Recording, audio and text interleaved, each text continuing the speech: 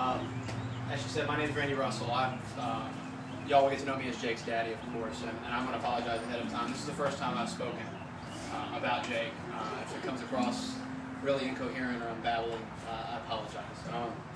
But I'm a pretty average guy, and I'm blessed with a wonderful family. I do want to qualify the average guy part because normally a father of three that owns a small business doesn't have hair that looks like this, so I apologize about that. It was for a good cause. There was a St. Baldrick's event in Loganville today. And normally at those events, if you're familiar with them, you shave your head completely. We were on board with that, but I thought dyeing my hair gold or yellow and putting it in a mohawk would raise a little more eyebrows, I guess. Get some more questions, a little more funny looks, and maybe get people to ask me what bet I lost. So I get to tell them the story about Jake and Rally and why we do this. I wish I could tell everybody that childhood cancer was important to our family before this past October, but it wasn't. Like most people, our family lived in a little bit of a bubble where we saw things like pediatric cancers as rare. We had never been close to or even known a family with a child with cancer.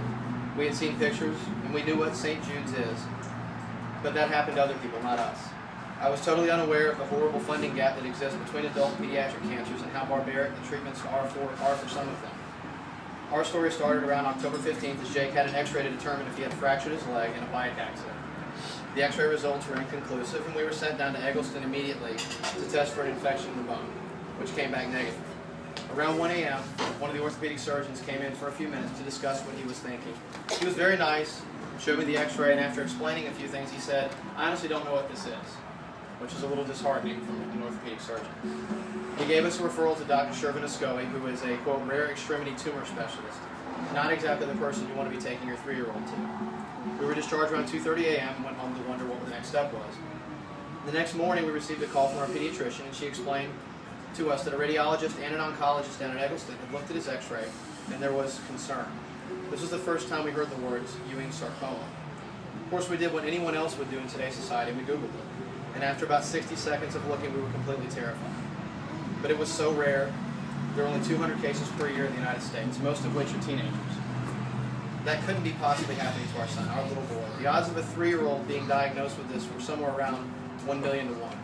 It couldn't be Jake. After 3 weeks of testing, we were down to 2 scenarios: chronic bone infection and Ewing sarcoma. And Jake was scheduled for a biopsy on November 5th to determine which evil we would face. I remember everything about that day, every minute of it. I can clearly recall Dr. Fletcher coming back in the room after the procedure and telling us how well it went, how Jake had no issues being put under, and how he was doing great in recovery.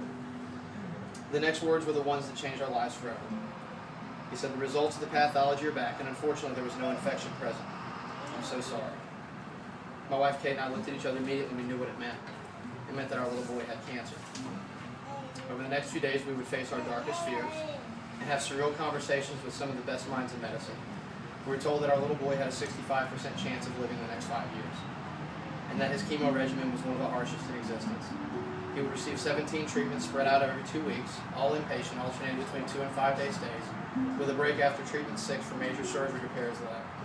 We were told some of what to expect and what we would spend, and that we would spend much more time than that in the hospital between blood transfusions and fevers. As a parent, how do you face this possibility? How do you prepare yourself for watching your child suffer and know that the end result may be the unthinkable? There's no guidebook for this. Trust me, we looked. The internet is full of blogs and Facebook pages of parents going through similar situations, but each one is unique. So where do you turn?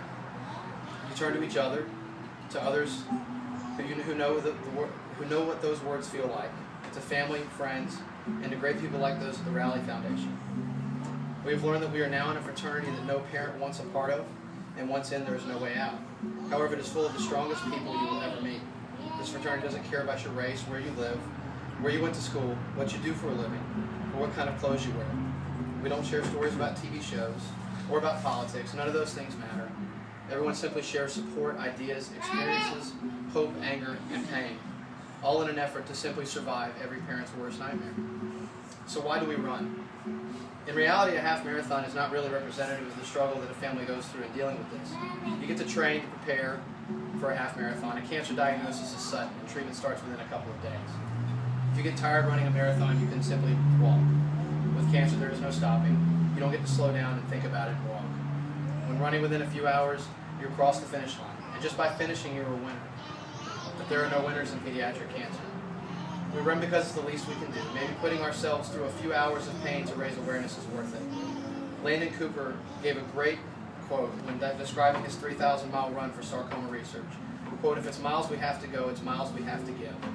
We have a long way to go, but we can get there." I run for my son Jake and his amazing smile.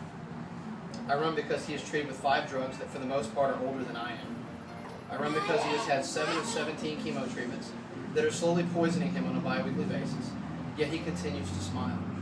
I run because he has had his lower left leg rebuilt because cancer destroyed the bone. I don't just run for Jake, though. I run for my 2 other wonderful children, Ethan and Aubrey, who are having some of their childhood robbed from them as well because Mommy and Daddy are always away or tending to Jake.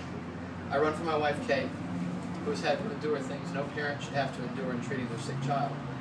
I love you, honey, and you're my hero for keeping us together the way you have.